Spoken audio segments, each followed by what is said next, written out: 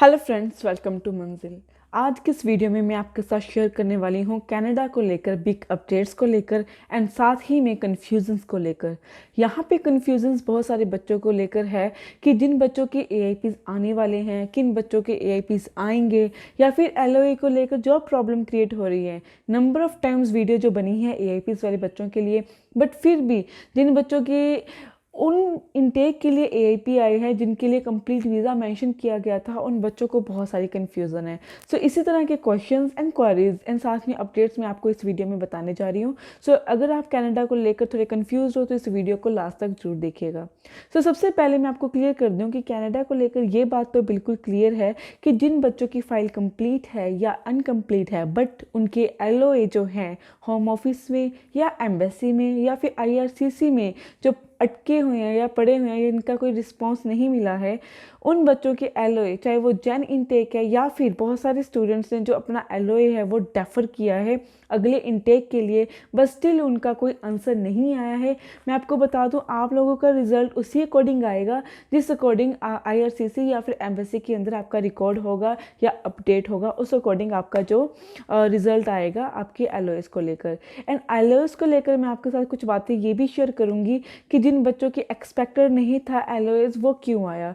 But ये बात बिल्कुल क्लियर है, ये डेफिनेटली क्लियर है कि जनवरी इनटेक के लिए जो है वो एआईपीज़ ही आएंगे जिन बच्चों की 15 दिसंबर से पहले फाइल लगी थी बट उनकी फाइल कंप्लीट नहीं थी या फिर उनका मेडिकल अपडेटेड नहीं था, तो उनके लिए एआईपीज़ डेफिनेटली है। ऑन दी अदर हैंड जो मार्च इनटेक है मोस्ट लाइकली उनके भी एआईपीज़ ही आएंगे, क्योंकि मार्च इनटेक की एआईपीज़ आने का रीज़न ये है कि उन्होंने अपना एलओए जो है डेफर नहीं किया होगा। एंड ये बात बिल्कुल क्लियर है कि मार्च इनटेक और जनवरी इनटेक इनकी जो है मोस्ट लाइकली एआईपीज़ आएंगी ही आएंगी। बट मार्च इनटेक जो है, जो कंप्लीट वीज़ा है, उसके चांसेस बहुत कम है। बट जो मई इनटेक है उसके चांसेस जो हैं वो बहुत हाई है। एंड उसके लिए मोस्ट लाइकली क्या है वो ये है कि उनका कंप्लीट वीज़ा ही आएगा, उसमें जो एआईपीज़ की केसेस नहीं देखने को मिलेंगी। बट हमने जो फीडबैक लिए स्टूडेंट से या फिर बहुत सारे क्वेश्चंस आए हमारे पास, तो उसमें ये भी क्लियर किया गया था कि जिन बच्चों के लिए मार्च इनटेक के लिए अप्लाई किया था उन बच्चों को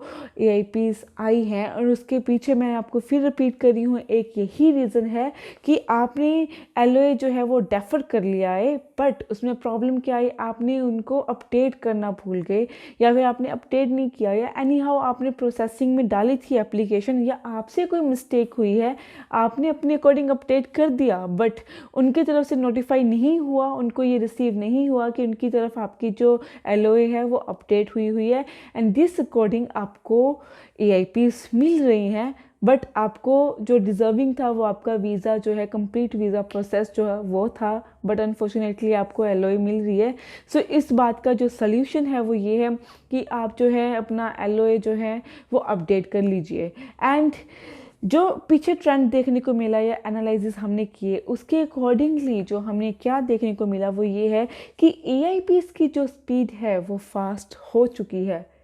विद रिस्पेक्ट टू जो पीपीआर्स थे, जो हमारे 2 वे पासपोर्ट सबमिशन रिक्वेस्ट या वीज़ा सर्विस जो हमारा चल रहा था थ्रू एम्बेसी, उसकी स्पीड जो है इतनी फास्ट देखने को नहीं मिल रही है। एंड मोस्ट लाइकली जिन बच्चों को मार्च इनटेक में एप्लीकेशन जो अटकी हुई थी उनको भी एआईपीज़ मिलने की काफ़ी चांसेस हैं कि जिन्होंने मार्च इनटेक के लिए अप्लाई किया था बट उनकी जो एलओएज अटकी हुई थी। तो इसका शॉर्ट आंसर ये है कि आपको एआईपी ही मिलेगा, वीज़ा नहीं मिलेगा, जो हमारा डायरेक्ट वीज़ा सिस्टम है वो नहीं मिलेगा। बट फिर भी अगर आपको अपने एआईपीज़ को लेकर थोड़ी सी कन्फ्यूज़न है कि हमें नॉर्मल वीज़ा सिस्टम के अकॉर्डिंग चलना था बिकॉज हमने डेफर ही इसलिए किया था बट हमें एआईपीज़ क्यों मिलने को आई, तो आप अपने इंस्टीट्यूशन, कॉलेज या यूनिवर्सिटी को डायरेक्ट कंसल्ट भी कर सकते हैं या फिर क्वेश्चन पुट कर सकते हैं आपके एजेंट को। This is mandatory. एंड उसके अलावा अगर मैं बात करूँ, ये प्रोसेस बहुत लेंदी है गाइस, क्योंकि लॉकडाउन को देखकर सिचुएशंस बहुत अप एंड डाउन हो रही है। तो आप अपनी जो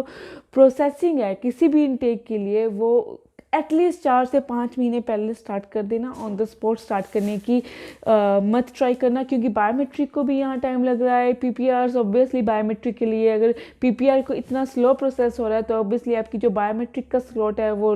फर्दर लेट मिलेगा, एंड उसमें भी स्लॉटिंग सिस्टम है, वो पता नहीं कौन से स्लॉट में मिलेगा। पहले बायोमेट्रिक आप अपने आप से चूज़ करते थे, अब जो है गवर्नमेंट जो है उसकी जो एम्बेसी है वो आपको खुद पुट ऑन कर रही है। सो इस बात का आप ध्यान रखिएगा कि जब भी आप ऑब्वियसली जो नेक्स्ट इनटेक है हमारे पास मई और सितंबर इनटेक है, इसके लिए आप जल्दी अप्लाई करना। Do not go for the last session की आपने लास्ट टाइम पे आपने फाइल अप्लाई करनी है, तो डेफिनेटली फिर आपका जो केस है वो अगले सेशन के लिए जाएगा। एंड जिन बच्चों को LOA की जगह अपडेट नहीं कर पाए थे, चाहे वो मई इनटेक के लिए जिनको मिल चुका है LOA, उनके लिए शॉर्ट फॉर्म यही आंसर है कि जो आपकी LOAs हैं आप उसको एक बार डेफर कर लीजिए अपने कॉलेज वालों को, ताकि आप अपना LOA जो है अपडेट कर सके। ये ऑप्शन है कि आप अपना डेफरमेंट डाल दीजिए कि आपने एक और डेफर कर दीजिए क्योंकि हमने LOA अपना अपडेट करना है, या फिर आप कॉलेज या यूनिवर्सिटीज़ के साथ कंसल्ट करके अपनी ऑनलाइन क्लासेस जो हैं वो डिले कर दीजिए, ताकि आपको कोई लॉस ना हो। कि ऑफकोर्स अगर आपने डेफर किया है तो आपने वहाँ पे पर्टिकुलर क्लासेस लगाने के लिए ही किया है, एंड AIPs का मतलब ही ये है कि आपको ऑनलाइन क्लासेस लगाने के लिए परमिशन मिल जाती है, तो उसमें आपकी क्लैरिफाई होगी, एंड अकॉर्डिंगली जैसे भी आपकी प्रोफाइल होगी आप अपनी एप्लीकेशन को उसी तरह प्रोसीड कर सकते हैं। So this is all about Canada's new update and LOAs को लेकर अपडेशन के कारण बहुत सारे बच्चे होते हैं कि वीडियोस के थ्रू भी जो ये क्लैरिफिकेशन नहीं कर पाते हैं, तो उनके लिए नीचे गिवन नंबर्स हैं जिस पे आप हमें कंसल्ट कर सकते हैं। हमारा स्टाफ आपके साथ 9 to 6 जो है बिजनेस आवर्स के लिए अवेलेबल है। Thank you guys.